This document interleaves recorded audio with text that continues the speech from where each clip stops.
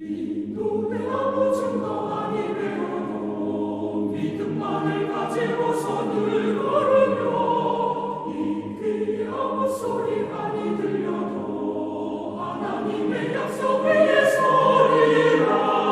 걸어가세 믿음 위에 서서 나가세 의심 버리고 걸어가세 믿음 위에 서서 눈과 귀에 아무 증거 없어도. 오늘 8월 16일 화요일 날 아침입니다. 어제는 쉬셨던 분도 계실 테고 오늘 또 다시 이제 출근을 하시게 되는군요. 또 어제부터 나가셨던 분 계시겠지만 참 더운 날씨에 고생들이 많으십니다. 하나님께서 힘과 용기를 주시기를 기도합니다. 또 코로나 바이러스 때문에 계속 코로나 바이러스가 확산되면서 많은 성도들이 걸리고 있는데 코로나 바이러스도 걸리지 않도록 항상 또 조심하시고 또 하나님의 도우심과 능력을 계속 체험하는 여러분 되기를 바랍니다. 오늘 말씀은 어제 이어서 같은 17절 말씀을 통해서 이제 친절하고 온순한 그 다음에 나오는 이제 겉면 하나님께서 주시는 하늘의 지혜의 특징을 생각해 보려고 합니다.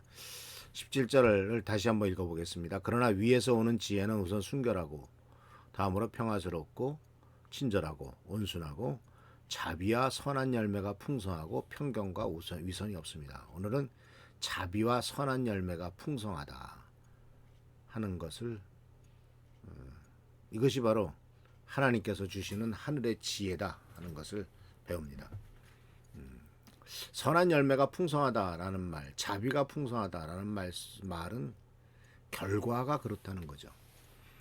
그러니까 이 하나님께서 주시는 지혜의 결과가 자비와 선한 열매로서 나타나느냐 하는 것을 기준을 삼는 거죠. 자비가 풍성하고 선한 열매가 풍성하다. 그래서 먼저 우리가 이 자비라는 말을 한번 생각해 보겠습니다. 이 자비하다라는 말은 잠언 17절 9절에서는 이렇게 말합니다. 허물을 덮어주면 사랑을 받고 허물을 거듭 말하면 친구를 갈라놓는다. 그러니까 이 자비하다라는 말에는 덮어준다라는 뜻이 있는 거죠. 허물이 있어요. 없는 것이 아니에요. 우리 주위 사람들 보면은 나도 저리도 마찬가지입니다만은 잘못하는 일 많아요. 실수가 많아요. 그런데 다른 사람의 실수를 강조하고 그 실수에 대해서 계속 얘기하는 것과 그 실수를 덮어주는 것과는 결과가 참 다르죠. 이제 하늘의 지혜는 실수를 덮어주는 거래요. 허물을 덮어주면 사랑을 받는다. 즉 자비를 베푸는 사람이 사랑을 받는다는 거예요. 그러니까 실수를 했어도 자비를 베풀어 주면은 오히려 잘못한 사람이 스스로의 잘못을 깨닫고 지적한 사람에 대해서 분노하지 않고 더 잘하게 된다는 거죠. 근데 우리들은 참 지혜롭지 못한 태도를 많이 갖고 살아가죠. 그 대표적인 것들이 바로 뭐냐면 다른 사람들에 대한 태도인데 그 중에서도 잘못하는 일에 대해서 너무나 강하게 비난을 한다는 거죠. 어떤 잘못에 대해서 강하게 비난을 하고요. 또 그 잘못한 일을 농담거리로 삼습니다. 우스갯거리로 삼아가지고 조롱거리로 삼아요. 사람들의 실수에 대해서. 그리고 자꾸 과거의 잘못을 들추어냅니다. 옛날에 너도 그랬잖아. 정말 지혜롭지 못한 태도.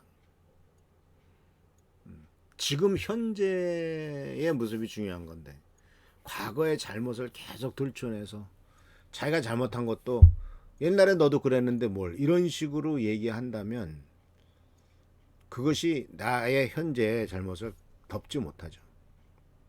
근데 이 과거의 잘못을 들추어내고 강하게 비난하고 조롱하는 것은 자기 영향력을 확대하기 위해서라는 뜻도 있습니다.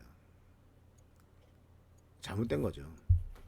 남의 약점을 드러냄으로써 자기 영향력을 확대하려고 한다. 아주 비열한 짓입니다. 그래서 이 17장 잠언 17장 9절 말씀이 참 의미가 있어요. 뭐 허물을 덮어주면 사랑을 받고 허물을 거듭말하면 친구를 갈라놓는다. 근데요, 이 하나의 중요한 여기에 상처가 났어요. 아파요. 이 여기에 문제가 생겨요. 그러면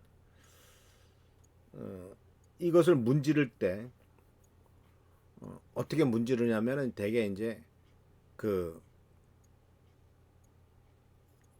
약을 바르고 또는 통증을 완화하는 약을 바르고 이렇게 문지르잖아요. 문지르면은 그 약이 스며들어 가지고 바로 통증을 완화하고 약이 스며들어서 그 속에 있는 염증을 가라앉힙니다. 그런데 꽈샤라는 것이 있죠. 그게 뭐냐면은 여기가 등이나 어디 아프다 그러면은 계속 그 물소뿌리나 이런 또는 이 심지어는 이뭐빛 뒤를 가지고 계속 문지르는 거예요. 이렇게 문지르면은 안 아픈 데는 괜찮은데 아픈 데는 계속 아프고 뭔가 뻘겋게 드러납니다. 그런데 하나님이 원하시는 것은 잘못을 밖으로 끄집어내는 일은 하나님이 하실 일이에요. 용서하시고 치유하시기 위해서입니다. 자기 자신이 해야 될 일이고요. 다른 사람이 해야 될 일은 아닙니다. 다른 사람은 연고와 약품을 발라주는 겁니다. 그 고통과 쓰라림을 깨끗하게 하고 좀 더 없어지게 하기 위해서. 근데 우리는 자꾸 밖으로 끄집어내려고 문지르거든요. 그러니까 더 고통스러운 결과를 가져오는 거죠. 그래서 그 결과는 선한 열매가 나타나지 않아요. 그래서 이 잘못을 자꾸 끄집어내면요, 히스테리칼한 분별력이 없어지고 문제가 막 터지는. 그래서 이 자비와 선한 열매는 자비의 결과가 선한 열매로 나타납니다. 친절한 행동의 결과가 선한 열매로 나타납니다. 그래서 선한 열매는 알다시피 말로만 아니라 행동으로 옮기는 것이고 말씀을 실행함으로써 성취되는 거죠. 그래서 야고보서 2장 12절에서도 여러분은 자유를 주는 율법을 따라 앞으로 심판을 받을 각오로 말도 그렇게 하고 행동도 그렇게 하십시오라고 말씀하심으로써 바로 하나님 앞에서 우리들은 선한 열매로 언젠가는 심판을 받을 것이다. 내가 어떤 열매를 맺었느냐 하는 것을 가지고 심판을 받을 것이다 라는 사실을 잊지 말라라는 거예요. 그래서 다른 사람에게 자비를 베푸는 것이 굉장히 중요한 일이고 이것이 바로 하나님께서 주시는 지혜다. 예수님께서도 아시다시피 가늠하다 잡힌 여인에게 예수님께서 죄인이구나 하면서 돌로 쳐라고 얘기하셨습니까? 아니죠. 예수님께서는 그 여인도 불쌍히 여기시고 율법에 따라서 심판을 하시긴 했지만 너희 중에서 죄 없는 자가 이 여인을 먼저 쳐라라고 말씀하심으로써 인간이 모두가 다 죄인인 것을 드러냈고 또 예수님께서는 그 여인에게 물어보셨죠. 너를 정죄하던 자가 어디 있느냐? 없습니다. 나도 너를 정죄하지 않는다. 그러나 다시 가서 다시는 이런 일 저지르지 말아라 하고 이렇게 예수께서는 말씀하고 계시죠. 예수님 자비를 베푸셨습니다. 그리고 이 여자는 변화됐고 생명을 얻어서 선한 열매를 그냥 그 자리에서 여자는 돌 맞아 죽었다고 칩시다. 그럼 그 결과는 뭐가 되겠습니까? 그렇게 돌 맞아 죽어가는 여자를 보면서 희희낙낙하는 사람들은 또 뭡니까? 여자가 변화되고 하나님의 사랑 가운데서 새로운 여인으로 바뀌어서 하나님의 축복 가운데 나가는 모습을 보는 것이 더 좋지 않겠습니까? 그래서 하늘의 지혜는 자비와 선한 열매로서 이루어진다라는 사실을 꼭 기억하시고 이것이 풍성한 열매를 맺게 된다는 사실을 잊지 마시길 바랍니다. 자비와 선한 열매가 풍성한 곳이 바로 하나님의 지혜로서 행동하는 사람인 것을 기억하시면서 열매를 보고 판단하고 말을 보고 판단하지 않는 지혜로운 우리가 되기를 바랍니다. 기도하겠습니다. 오늘도 주님께서 우리들에게 귀한 말씀을 주셔서 감사드립니다. 우리들은 지극히 연약하고 부족합니다. 좀 도와주시옵소서. 정말 주님께서 말씀하신 대로 선함과 자비와 선한 열매가 풍성한 우리의 삶이 되도록 주여 도와주시옵소서. 다른 사람을 비판하고 공격하고 판단하고 정죄하기보다는 하나님의 사랑과 축복을 먼저 전달한 우리가 되도록 인도하여 주시옵소서. 오늘도 함께해 주시고 보살펴 주시기를 바라옵고 승리하는 하루가 되기를 간절히 바라옵고 예수 그리스도의 이름으로 축복하며 간절히 기도하옵나이다. 아멘.